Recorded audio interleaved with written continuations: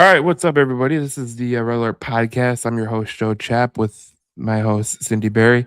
And she is not on the video today. She is in a discreet location. Obviously, she might be relaxing, so she is not going to, get on the makeup and all that jazz to get on the camera. It's a little different from a guy's perspective to a woman's perspective because, a woman's like, I gotta get my makeup done. I gotta look good. There's all this.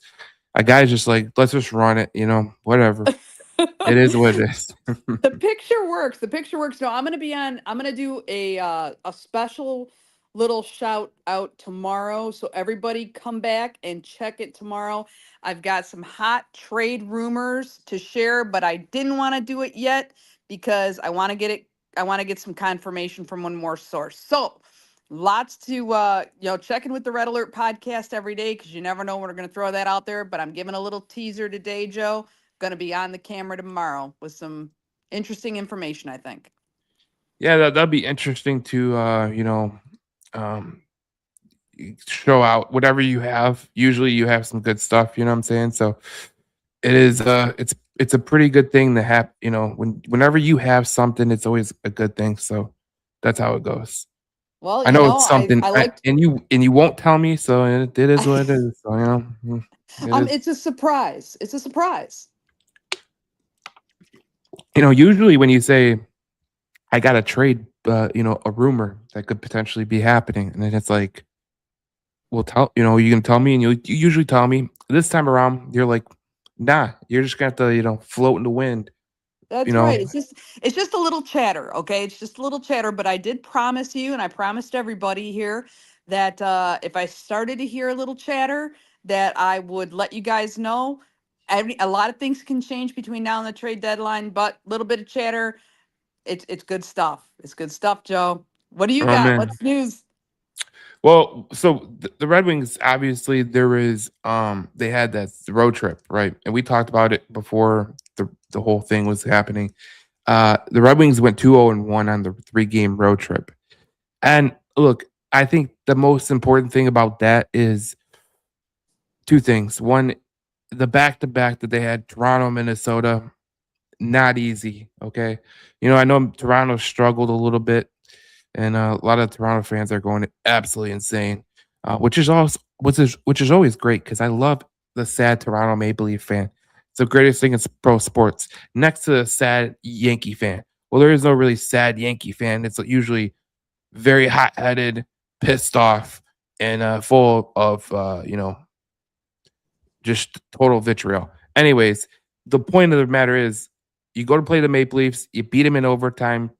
That was such a good game too. I love that game that they played against the Toronto Maple Leafs, and then you go to Minnesota, where I mean, it felt like the Red Wings were playing a pretty damn good game the whole game, and then it went. The legs started feeling heavy for the Red Wings. You could tell they were trying to just hold on. Let's just hold on. They get to overtime. They look like the better team in overtime. Eventually, they do lose. Cam Talbot was in the net for that game, and it was just you gain a point in that game. So the back to back right there, you gain 3 points out of a possible four. Okay, cool. Then you go to play Winnipeg, which no one likes going to Winnipeg, especially at this time of year. Even though Winnipeg might be confused as Detroit right now, not the point.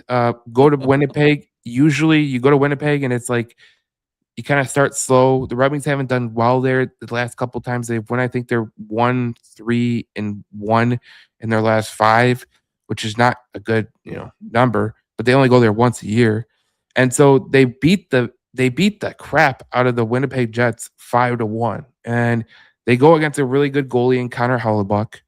John Gibson has one of his just John Gibson type games where uh, he's been spectacular. I don't care what anybody says. That guy has been absolutely everything that the Red Wings did to get that guy. A plus move by Steve Eisman. A plus move. And a lot Oh, of for people sure. at the time, a lot of people at the time were like, he's old, he's injured, da, da, da, da, da, da, da, da, da. And it was like a constant, like, oh, well, everyone tries to always make, oh, this move is bad because there is no perfect move in a fan's realm. Okay. There is no perfect move. But John Gibson, at this point in time, as we've seen on the ice, the first month was kind of bad. The second month was a little bit better, but he's starting to turn the corner and he's starting to get on par with his team. And you just love to see the way he's playing. I think Gibson has been one of Steve Yzerman's best moves. Matter of fact, my co-host of the Detroit Lions, his podcast, he posted this on his Twitter. He said John Gibson is now 17-2 in his last 19 games, hardly giving up 2 goals per start in that stretch. Elite goaltending is as valuable as anything in the sport. A fourth and a future second round pick for this level of performance. Easily one of the better Detroit sports trades we've seen in quite some time. So it just goes to show you what Eisman did with the pickup of John Gibson. You did need a year where you had to wait for Costa to get up because you wanted to see what Costa was going to do in Grand Rapids because he's a young goaltender. And what do we talk about in this show all the time, Cindy? Young goaltenders Goaltenders. aren't ready. Right. They take a long time to develop. They take a long time to develop. It's like a man. They say a man doesn't. What do they say? A man does not develop his full maturity till 38. Makes sense. Proof. I So agree. I could say that I could agree with that 100%.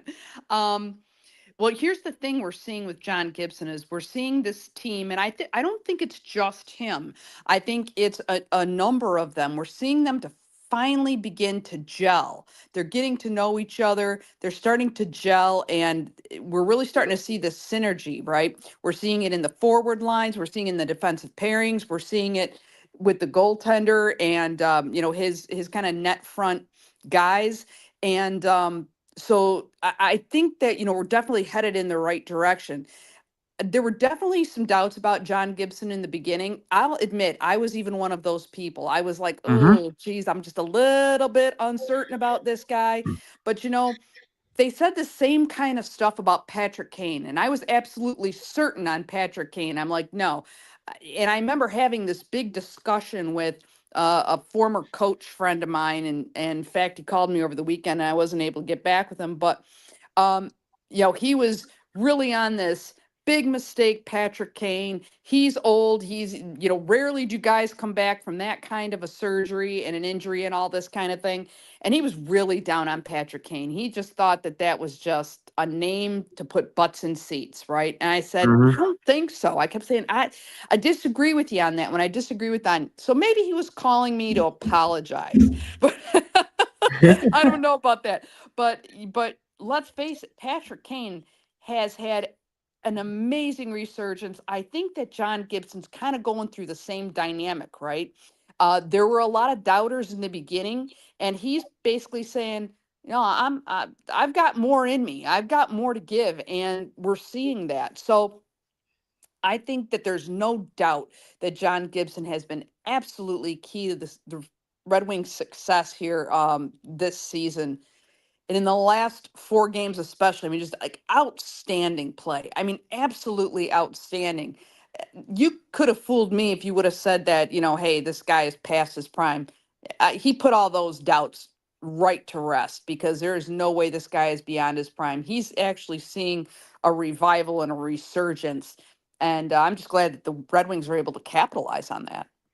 Yeah, and I think look, eventually maybe it does come to where water finds its level. He's not as hot as he is, but I look at it like this. This is a great spot for the Red Wings right now because obviously you have faith in John Gibson right now. You have faith in Talbot. Talbot's been doing pretty good too. But you also have faith that if you need to bring up a goalie, if there is an injury to Gibson or there is injury to Talbot, I think a lot of Red Wing fans feel like Sebastian Costa can come up here and play. And the way he's playing in Grand Rapids right now is pretty impressive. But it just goes to show you, like, goaltending was a major problem the last couple of years. I think we both agree to that, especially the way, we've been talking on this program for 2 years now that goaltending is very much an issue. You're not getting the consistent goaltending, and it doesn't matter what your defensemen do. I mean, the reality of the situation is your defensemen are going to make mistakes. That's the reality of the situation. But what I look at with John Gibson, right now he leads all goalies with a 9.36 goals saved above expected this month. He's won his past 8 starts, won his 17 of his last 19 starts. So he's having a ball. And this Red Wings team is taking it the distance. And I think the Olympic break will be good for John Gibson for this reason only. It's less wear and tear. It's less wear and tear to his body. He could a little bit relax, get up to speed. There was someone that was saying that he could potentially be uh, an emergency goalie if the U.S. needs him in the Olympics. That's since been debunked, so that's cool because I think he would. This time off is going to be great for him. It's going to be great for the most of the goalies. I feel bad for the goalies that have to go to the Olympics and actually play meaningful hockey, and they're not getting that time off. So I think John Gibson's getting the time off that he's getting is huge for the Red Wings. Everybody can benefit from that rest. There's no doubt about it.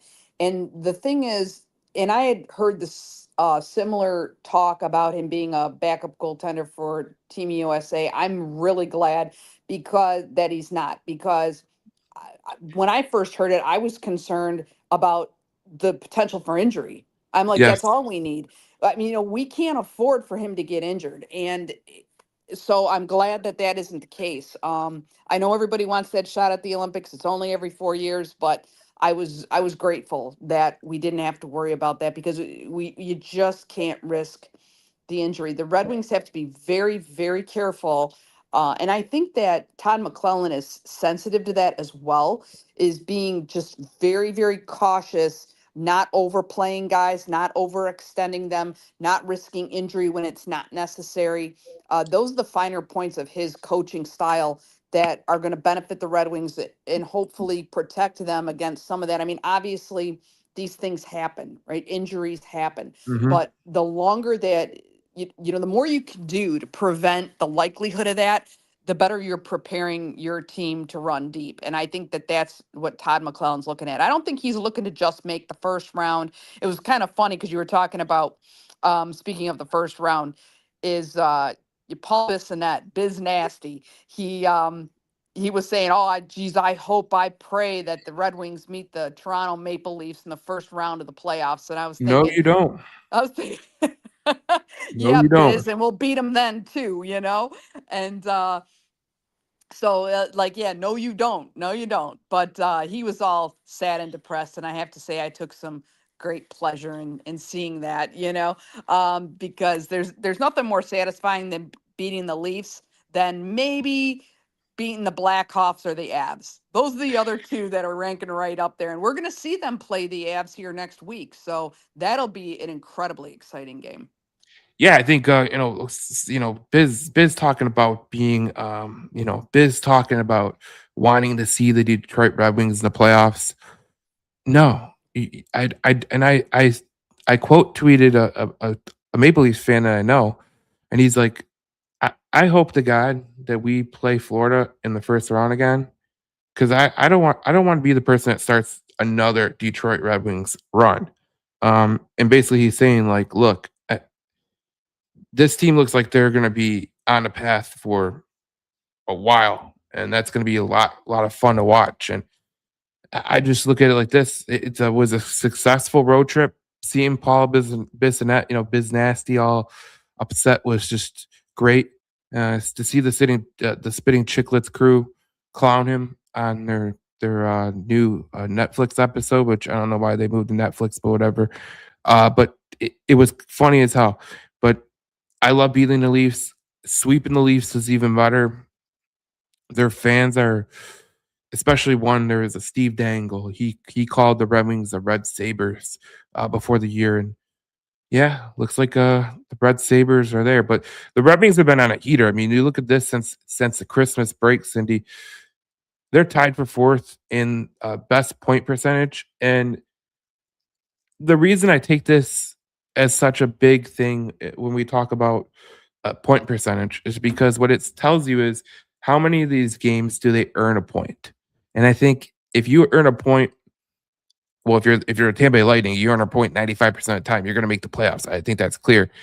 But when you're in the 77%, 76%, 70% range, you're in a good range to make the playoffs, even if you do hit a little bit of turbulence because you've shown the ability to take a little take a little hits, but you still get back up. You know what I'm saying?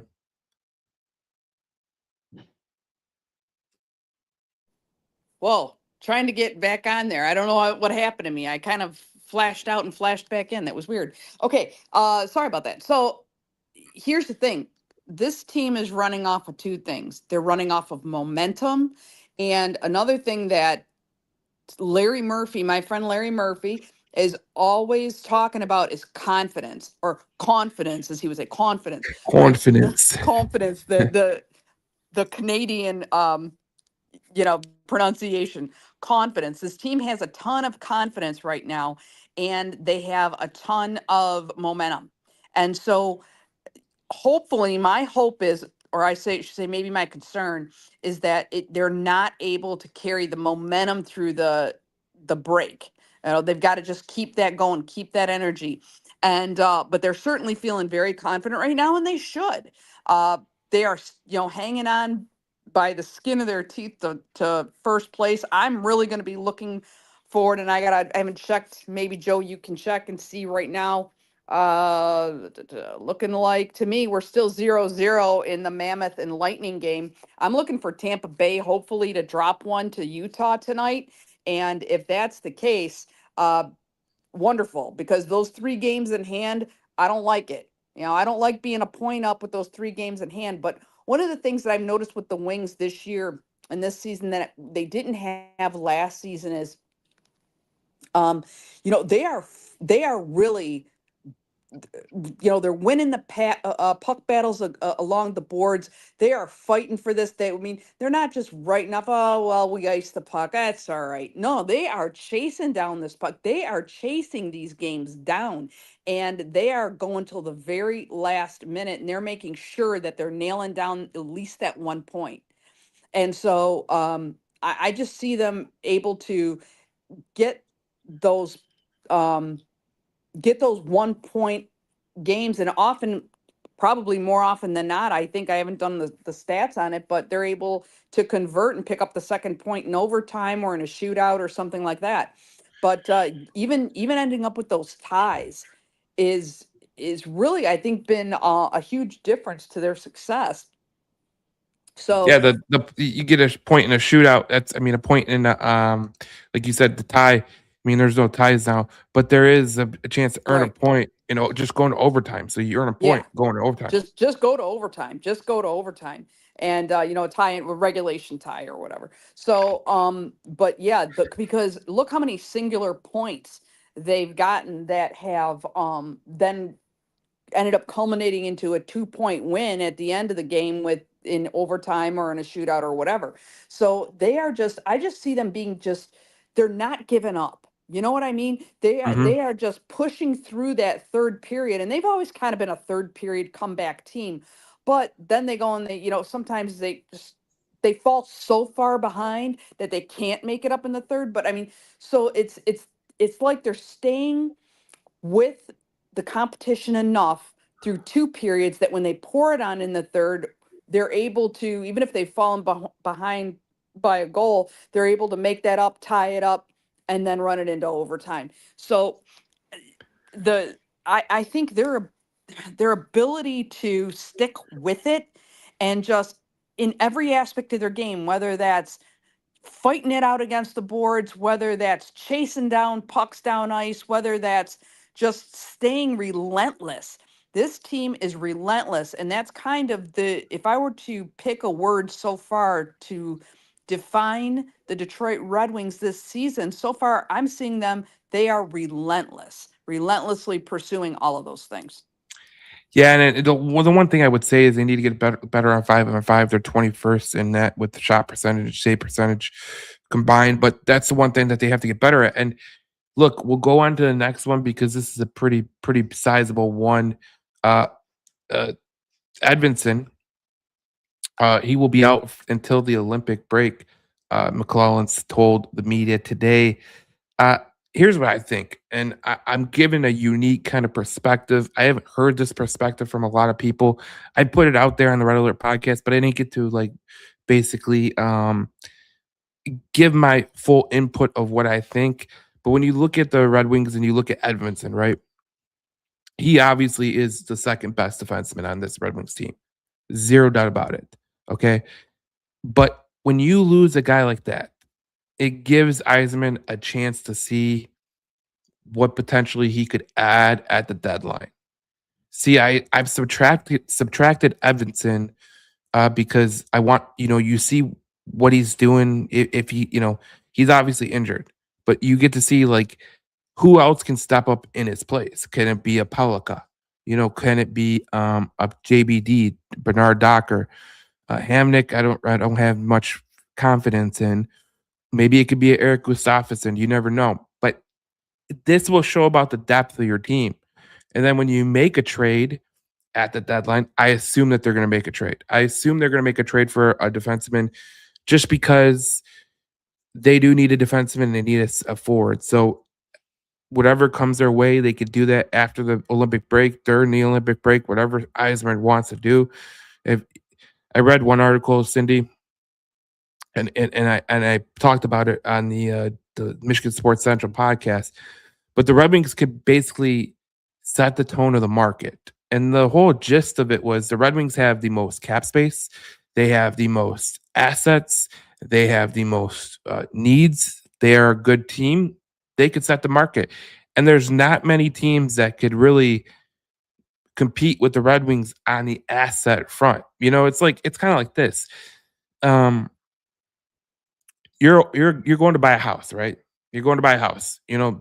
Little old poor me, he ain't gonna be much. But you come in here with 200 grand, you 300 grand, 400 grand to buy this house, buy this property. They're gonna take your offer before they even think about taking mine. They're gonna be like, this guy is a poor person. We'll take his offer less. That's how the world works. So the Red Wings could be the person that sets the market.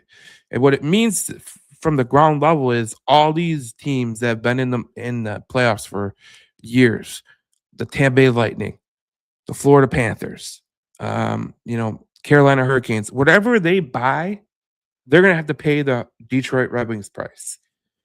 Because that's what happens every freaking year. Every year. And teams do it. Some teams don't. We've seen the Red Wings not do it the last couple of years. They didn't make a trade because they wanted to. They didn't think they were in the running, and Steve Eisenman's not going to make this grandiose saying, "Oh, I'm just going to make a trade to make a trade." That's not how Steve Eisenman works. He just doesn't do that. And this time around, I saw Patrick Kane talking about the trade deadline. I saw Larkin. Obviously, we saw Larkin last year talk about the trade deadline. Edmondson being out is probably the best. It's probably the best thing for this team. So here's how I see the Edmondson injury. Um, and I guess it dovetails a little bit um, with what you were saying. And it's also going to make a lot of sense tomorrow when I come back on and talk about the rumors I'm hearing about trades. So Edmondson being out is going to allow for Steve to see and again, this is pretty much what you said, Joe, what he's got and what he needs. It's also going to give him an opportunity to see who else can be paired with Cider in a long-term role should he want to at some point trade Edvinson. And I'm not saying he will. I'm not saying that at all. But what I'm saying, because I think the Cider Edvinson team has got great chemistry, and why mess with what's working? But you never know.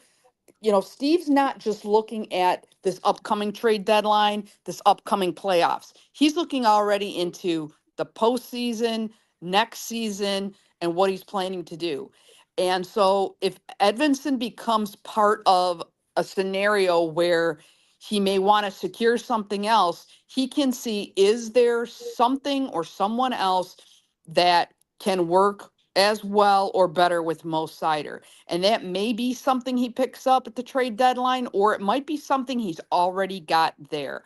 So um, I'm not sure, but I think at the very least, as you said, Joe, it gives them an ability to evaluate Yes. their defensive players and their options. It allows them to evaluate their options.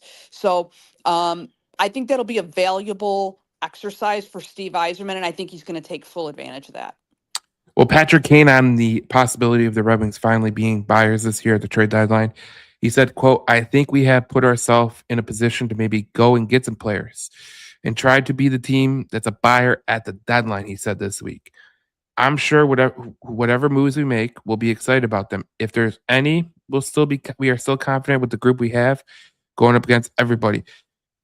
I like this because, last year Larkin took so much flack. He took a lot of flack for his comment, and I could play it again if you want. But for the people that may have missed it, I don't think anybody missed it. But basically, Patrick Kane said the same thing that Dylan Larkin said last year. So anybody who was getting on Larkin saying, "Oh, why don't you just do it?" I you gonna say it to a Hall of Fame guy, one of the best who is going to be the top point getter in American hockey history from the NHL perspective? No, you're not. You're not going to say that. And when Patrick Kane says something like that, that is a direct reflect to see what is going on in that room. They're talking about it, of the possibility of the people that they could potentially add at the deadline. It's a possibility. When Patrick Kane spoke up, it was to have his captains back. And when Patrick Kane speaks, I mean, it's not just a run of the mill player, okay? If Soderblom or Rasmussen came out, okay, whatever, dude, shut up. When Patrick Kane comes out, you listen. He's a respected vet, and when he says something like that, I think it's a read into the room of what they're thinking. They're thinking we're gonna add someone. We're gonna bring some pieces. We're confident in the group we have, but come on, Stevie, give us some pieces to work with because we'll be confident no matter who we bring in. Well, here's what I'll say about the Dylan Larkin comment from last year. I really appreciated it, and I'll tell you why. Here's one of the things I always have appreciated about Dylan Larkin is that you never feel like when he says something, he's not just towing the company line, so to speak. He's not just he's very honest. He tends to wear his, feelings on his sleeve kind of a thing. Yes, And so I can appreciate the honesty with which he made that comment. Now, did it maybe not make the organization so thrilled because he might have, said something that was a little, what to say, like not PC, right? Wasn't politically whatever. correct or whatever. Or, they might have taken a little offense to, like, hey, you don't want to be critical. But the guy was being honest, because I'll tell you, I think he really felt that they would have had a shot, and had management um felt like he did. I think he felt that they had more of a shot than management did, and he would have liked to have seen some backup, some support from them, and he was disappointed when he didn't get it. And I understand that. I totally get it. Now it's almost like there's no doubt about it.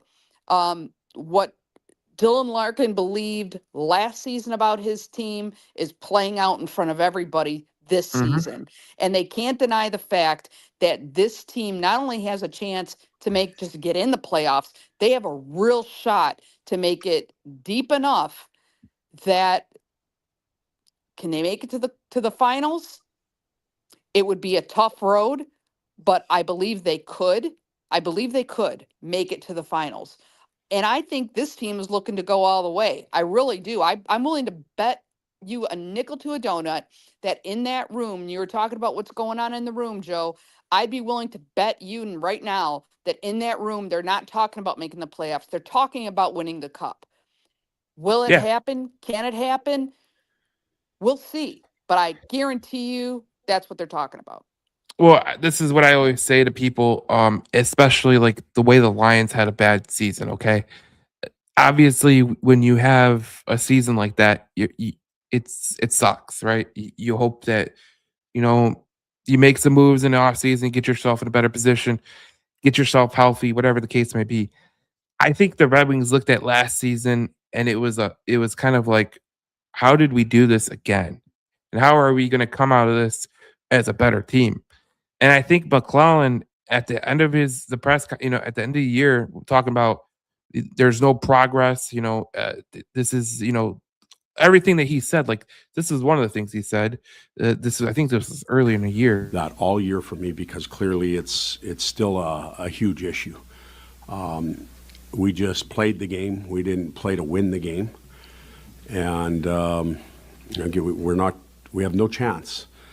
And the players will say they probably have already said to you that what we can fix this. We can when it's time. Some of them have been doing it for years. It's time. We just spent 3 weeks, 3.5 weeks. So you heard him there, and I have a feeling that was echoed all off season. When are you guys going to learn? When the hell are you going to learn? When are you going to put the actual, you know, put yourself in front and do the right things to become that type of team, you know? And I don't think it gets lost. Like, you saying about Stanley Cup, I don't know if they can win the Stanley Cup. I would hope that they can think they can win the Stanley Cup because as a player, if you don't think you can win in the playoffs and go all the way, you're probably not the best teammate. Like, let's just put it there. Like, if I had a teammate who said, "Oh my God, like I don't think we can go to Stanley Cup, or I don't think we can go to the championship in any kind of sport," I'd be like, "Then get the hell out of here. Why do I want you around here?" And Right. that's the way they go. And the way the Red Wings are playing right now, in the way that they're playing, I'm sure emotions are high in that room. I'm sure that they're talking about doing this because, Larkin said it. He said it for the last couple, I think before the season. Well, no, I think it was with TNT. He says, "Yeah, I want to get playoff hockey back in this arena," which it hasn't been in that arena since that arena has been built. The Pistons have played playoff games. The Red Wings have not. And I'm sure the Red Wings are like, see, it's kind of like, Cindy, you know this because you got kids, okay? One kid gets, Jeff, gets fixes up a car and gives it to him, right? So, the second kid's like, where's my effing car? You know what I'm saying? He goes out, he fixes this one up, boom. Third kid comes out, damn, I gotta get another kid a car. You know what I'm saying? It becomes expected, and in Detroit, it becomes expected to make the playoffs, especially with the way the Pistons have been playing. The Tigers have been making the playoffs last couple years. The Lions before this year which it was just a bad year, but it just goes to fruition. Like at some point, the one person's gonna be like, I want to be in on this. Like I really want to be in on this. Well, I'll tell you this. If the Red Wings are able to make the finals, I'll tell you, I'll go on the record right now as to say why I think they're going to win it. If the Red Wings make the finals, they'll win the cup. And I'm going to tell you why. And I know this wasn't planned to talk about, but here's the thing that I see in the Red Wings that I don't see so much in other teams. There's a couple of them, but the Red Wings are far and away one of the most consistent teams out of anyone in the NHL. And I think that's what's taken them as far as it has. I mean, let's look at Tampa Bay, for example. Okay. People are talking about, oh, Tampa Bay, they're just unbeatable. They won't lose, so on and so forth. But at the beginning of the season, they started off really tanking it. I mean, I can tell you this because I used to have a place in Tampa, and I'd be down there a lot of times in the winter. So I got, I was around a lot of Bolts fans and a lot of Tampa Bay people and the environment and all kinds of stuff. And I can tell you that the Tampa Bay fans were not happy at the beginning of this season at Yes. all. And Yep. it was not what they were used to. And then they turned it around and now they're on this meteoric rise. Well, here's the thing. That's great, but you're seeing there's not a lot of consistency in Tampa Bay's play. You're seeing they're either tanking it or they're playing great. But the thing of it is when you've got those big swings, you get that big swing, that pendulum swing back at the wrong time, right at the playoffs or whatever it is. And it's just not so reliable. It's not consistent. It's not predictable, whereas the Wings are playing quite predictably. And one of the other teams, I'll tell you, and they're playing Tampa Bay tonight.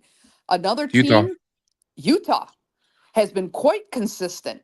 Hey, are they lighting the world on fire? No, but they're quietly hanging in there. Just like the Wings, quietly hanging in there, quietly hanging in there. I mean, everybody was talking about Montreal. Then they were, at the beginning of the season, everybody's talking about Montreal, and everybody's talking about, Columbus, and everybody was talking about, Tampa Bay, right, in this Yep. division. But the Chicago. Red Wings, yep, the Red Wings are just kind of hanging around, right around, top wild card or third or something like that.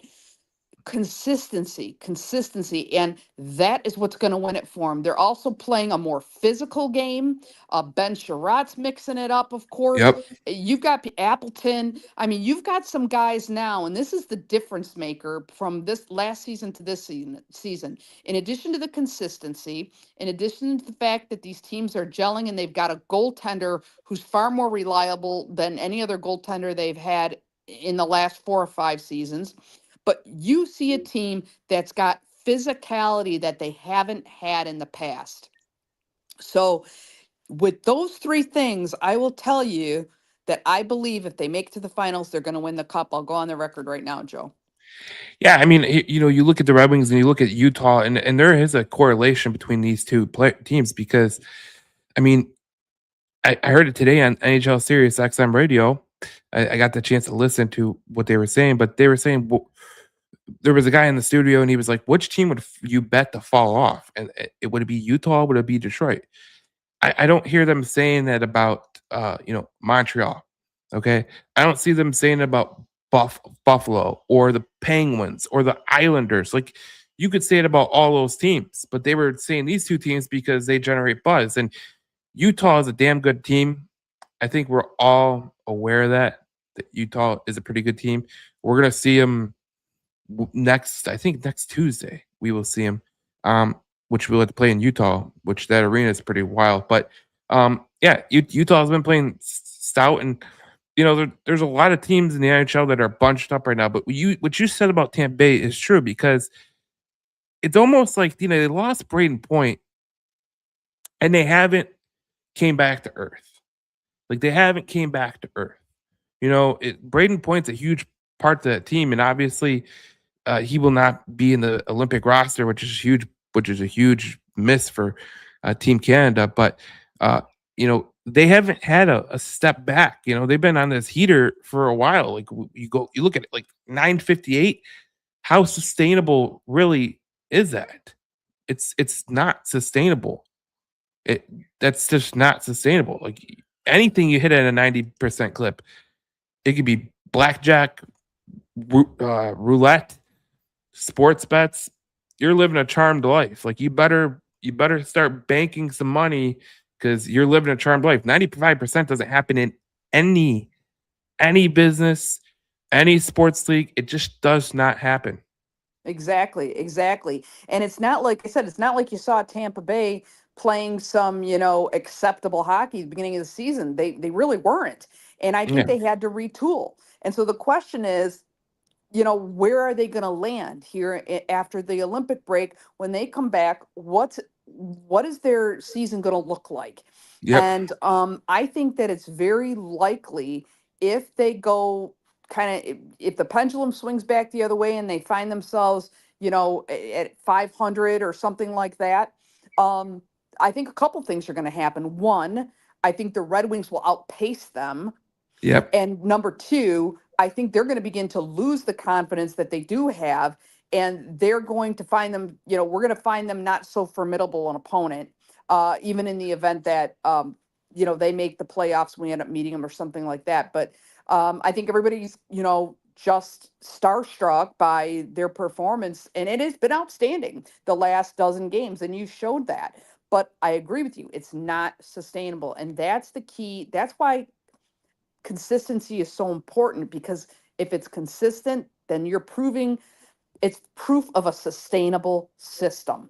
And that is what is so important, especially as you make it down this stretch where you're going to have to face injuries. You're going to face guys that are, like you said, just too much rubber on the road, right? I mean, it's just they're just losing that which they have, and things are getting to a point where you're just getting wear and tear and so on. And so you're going to find these things end of the season, but I think the Red Wings are really, I think Todd McClellan, again, man, he's my MVP, no doubt about it.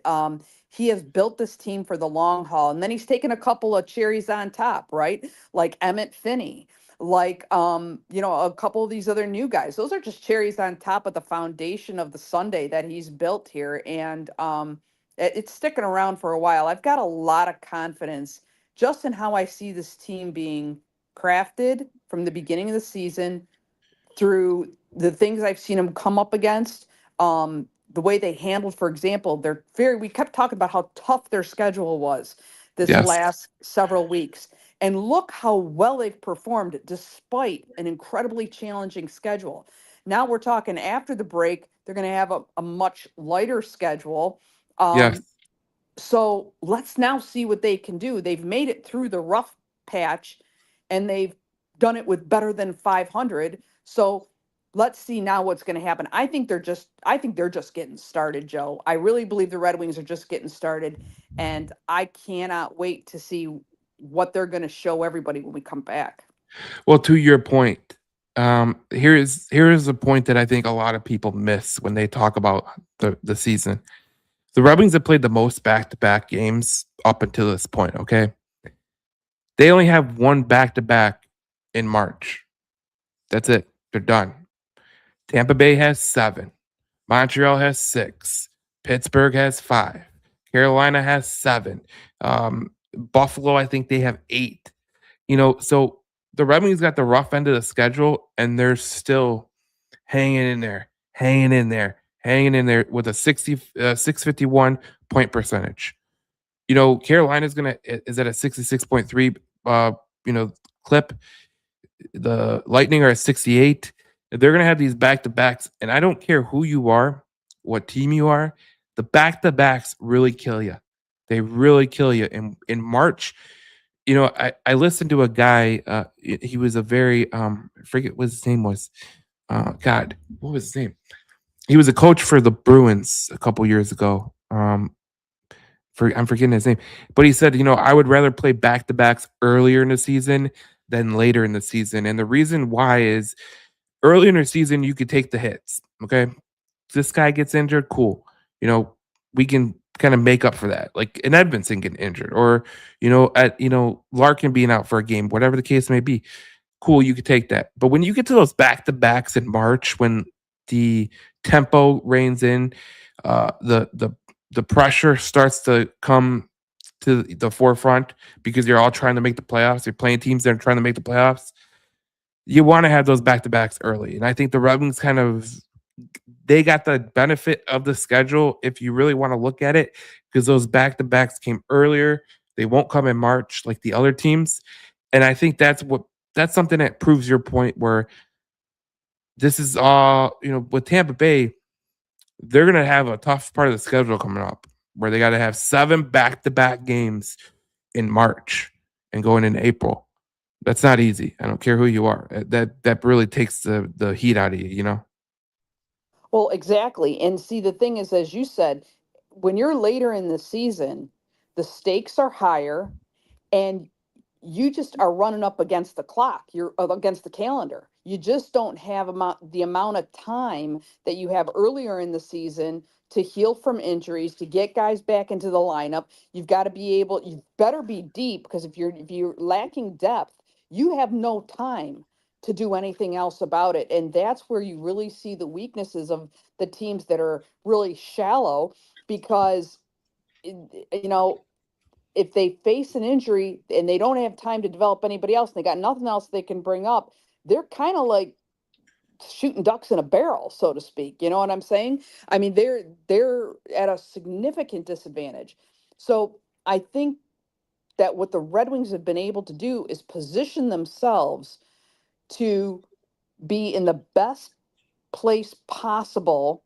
And I don't mean just because they're sitting in first place, because they're there by a point and Tampa's still got 3 games in hand. And by the way, they're still end of the first 0-0 with the Mammoths. So um, it's not like there's, got this huge cushion, but it's really not necessary because they've already passed the most difficult tests, and they've been able to weather them. And the thing is, we've just been also very, very, very fortunate that we haven't had any, and I'm going to knock on any piece of wood I got around here, man. I got to try to knock on wood. We have not faced any significant injuries to now. Even the Edvinson injury, I would not consider, that's not a deal breaker. It's not a Dylan Larkin injury. It's not a Patrick Kane injury. DeBrinket, Gibson, um, Raymond, somebody like that, Sider. Those would be, I don't want to say catastrophic, but a significant issue for Todd McClellan to deal with. And I'm just going to trust that the Todd father has a plan and a contingency just in case that should happen. And I'm going to just tweak this a little bit and tell you a little bit of a precursor to my tomorrow's show, or my little video for tomorrow, is they're preparing for that.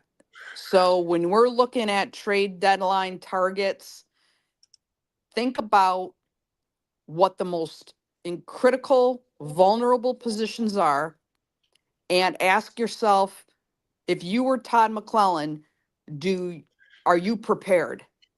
And that might give you a good idea of what they're looking for. Yeah, it's gonna be interesting to see what they do at the deadline. Interested to hear your video, because I think it'll be interesting to hear something that a lot of people are throwing out names like Justin Falk. I mentioned him on the one of the podcasts. Jake DeBrusque could be out there. Dougie Hamilton is out there, but the Jersey Devils aren't trading Dougie Hamilton until Luke Hughes is back from injury. So that's kind of been floating in the ether too. So there's a lot of things that are coming. The Red Wings, like we said, they played a tough schedule up to this point, and it's gonna get a little tougher here coming up. In the next 3 games, they're gonna be playing all home games: Kings, Capitals, Avalanche, and then next week they will play Avalanche, Utah. So that's a tough schedule. So it's another tough stretch. But what we've seen are the Red Wings, they could really handle themselves against tough competition. And they could almost afford to split those games. Mm-hmm. If they come out 500 out of that, they can afford to absorb that. I'm really hoping they don't. And I'll tell you, if they come out better than 500 coming up against Utah once and the Avs twice, and if they can come out with 4 points somehow out of that, you're going to see skyrocketing confidence. They're confident now, but I think they're cautiously optimistic. They're confident, but they're cautiously optimistic. Maybe some of the young guys aren't, they're a little more gung ho about it. Some of the vets, they're a little more cautious. They're not so eager to say, we're all in, all in. But if this team can perform against arguably the best team in the National Hockey League, being the Colorado Avalanche, if they can win one of those games and maybe split the Utah game, or pick up one of these other ones, you're going to see this team absolutely skyrocket after that stretch. Yeah, and you look at Colorado. I mean, I think when they beat Carolina, we talked about that was a big game because Carolina is one of the toughest teams in the Eastern Conference, next to Tampa Bay, next to Detroit, and next to Pittsburgh, who's been playing pretty well too. But Colorado's on a whole different level. They got 79 points, which is 10 more than any team in the NHL. They're number one in their division, in the Central Division, by at least 12 points over the Dallas Stars. So that tells you that tells you all you need to know. But look, it's an interesting team because I think what you're trying to do is, when you go up against someone like the Colorado Avalanche, it kind of it's a barometer to see how you stack up with them. You know what I'm saying? So if they can win one on their home ice and then they go to Colorado, and let's say they go to overtime but they lose, I think that's a win. because that's a tough stretch. It's not like you're playing Colorado 2 months from now. You're playing them back to back. So they're going to get a chance to scout you. They're going to get a chance to scout the players that you have. You don't have Edvinson. So you're a little bit, not at your full strength. And I think that would be probably their best bet if they could just go. If they get 3 points in those Colorado game or 2 points, I think that's a win. Now Utah, they've been, like you said, they've been a consistent product out there too.